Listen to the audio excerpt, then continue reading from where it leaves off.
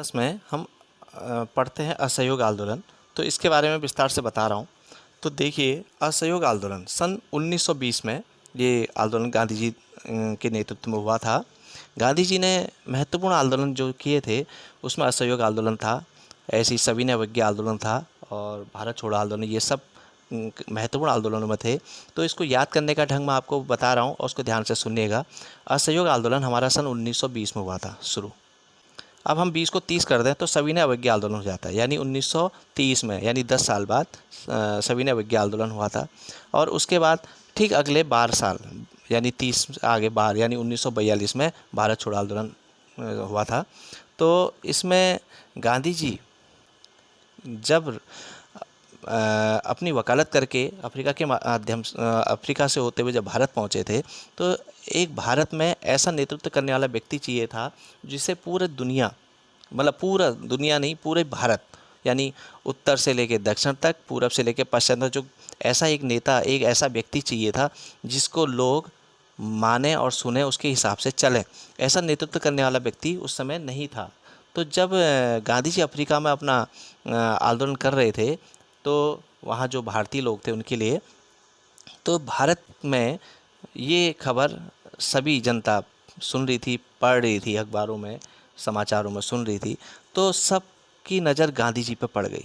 और जो यहाँ के आंदोलनकारी थे, जो चाहते थे कि हमें ऐसा व्यक्ति मिले, तो उन्हें गांधी जी पर ये एक उम्मीद दिखने लगी कि एक ऐसा व्यक्ति ये है जिसे पूरा भारत सुनेगा, मानेगा इनका नियम, इनके हिसाब से। तो गांधी जी से जब आज़ादी के लिए यहाँ पर जो नेतृत्व करने के लिए जब यहाँ के नेताओं ने, मुख्य लोगों ने कहा, तो गांधी जी ने कहा कि ठीक है, मैं इसको स्वीकार करूँगा, लेकिन पहले मैं पूरे भारत का भ्रमण करूँगा और उसके बाद मैं आज़ादी की रणनीति जैसा कहूँगा उस हिसाब से सबको चलना होगा।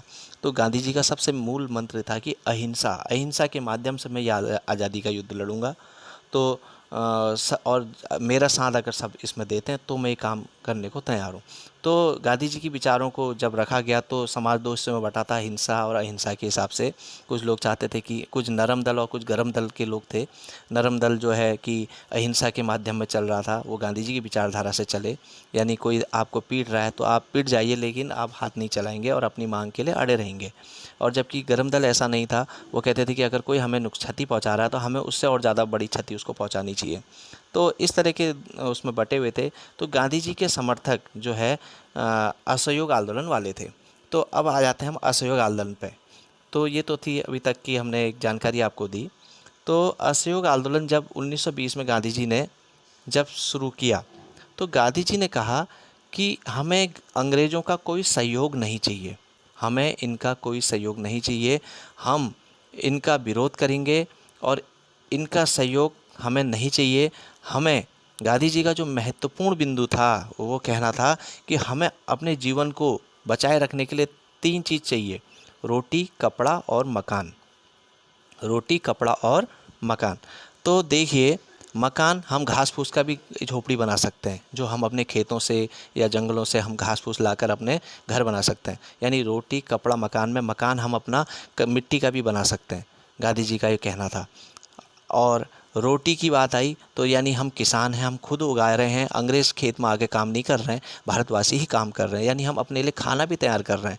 तो अब बचा क्या? कपड़ा। यानी रोटी, कपड़ा और मकान, 3 बात कही, तो बचा कपड़ा। कपड़े के लिए उन्होंने कहा कि हम भारतवासी सभी चरखा चलाएंगे और रुई से धागा बना के हम उस धागे से कपड़ा बनाएंगे।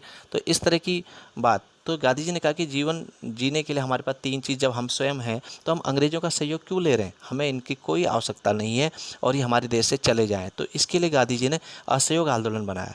असहयोग में ये तय किया गया कि अंग्रेज़ों के द्वारा जो हमको मिल रही हैं जो चीज़ें, उन चीज़ों का हम बहिष्कार करेंगे, यह निर्णय लिया गया।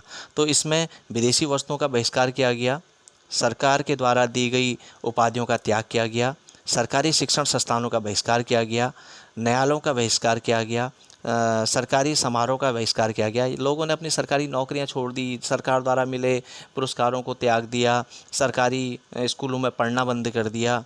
गांधी जी ने जो है नई शिक्षा नीति गांधी जी ने अपनी दी, जिसमें बच्चा खुद ही वस्तुओं का निर्माण भी कर रहा है आवश्यकता। तो इस तरह की कई चीज़ें इसमें यहाँ पर हैं। आप जितनी गहराई से आप इसको पढ़ें तो उतना आपको नई चीज़ इसमें मिलेगी। तो ये इस तरह का लोगों ने त्याग इसमें किया और मिल के गांधी जी के साथ सब चल रहे थे। बहुत बढ़िया आंदोलन चल रहा था और अंग्रेज़ घबरा रहे थे। तो अब देखिए, जो असहयोग आंदोलन की उपलब्धियां हैं, उनका महत्व क्या है, अब मैं उसको बताता हूँ। देखिए, इसमें अंग्रेजी सरकार हिल गई और स्वराज्य का संदेश पूरे देश में फैल गया। यानी पूरी जनता खुश थी और अंग्रेज हिल रहे थे। और लोग जो डरते थे अंग्रेज़ों के सामने आने में, आज वो निर्भीक हो गए, आज वो आगे आने लगे और वो मार खाने को तैयार रहे, लेकिन वो पीछे नहीं हटे और उन्होंने हाथ नहीं चलाया। तो स्वरोजगार भी बढ़ने लगा, नई नीतियों का स्वरूप मिलने लगा, लोगों को नई नीतियाँ, नया रास्ते दिखने लगे। एक उम्मीद हो गई कि हाँ, अब हम आज़ाद हो सकते हैं। ऐसे अंग्रेज हिल पड़े थे और स्वरोजगार यानी लोग अपने रोज़गार यानी चरखा चला के या हर तरह से जो वो कर सकते थे, अपना देश को मजबूत कर रहे थे और अपने लोगों को मजबूत कर रहे थे, अंग्रेज़ों को कमज़ोर कर रहे थे और हिम्मत आने लगी थी लोगों में। तो अब देखिए, असहयोग आंदोलन स्थगित होने का कारण, हमारा ये आंदोलन बहुत बढ़िया चल रहा था, लेकिन गांधी जी के समर्थकों द्वारा एक घटना घट गई।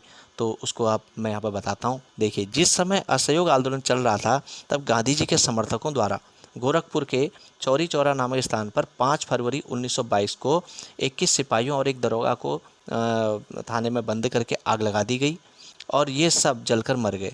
तो गांधी जी ने हिंसा से पीड़ा हुई और भविष्य में उनके समर्थकों से फिर ऐसी गलती ना हो करके गांधी जी ने असहयोग आंदोलन को स्थगित कर दिया। देखिए, मेरा कहने का मतलब है यहाँ पे गांधी जी ने ये आंदोलन, ये पुलिस घटना जो हुई, जो इसमें जला दिए गए, इसके बाद उन्होंने असहयोग आंदोलन समाप्त किया। तो असहयोग आंदोलन, गांधी जी को देश से अंग्रेज़ों को निकालना था और देश से अंग्रेज़ों को निकालने के बाद देश को मजबूत भी करना था। यहाँ बहुत काम था, बहुत बड़ा काम यहाँ पर करना था।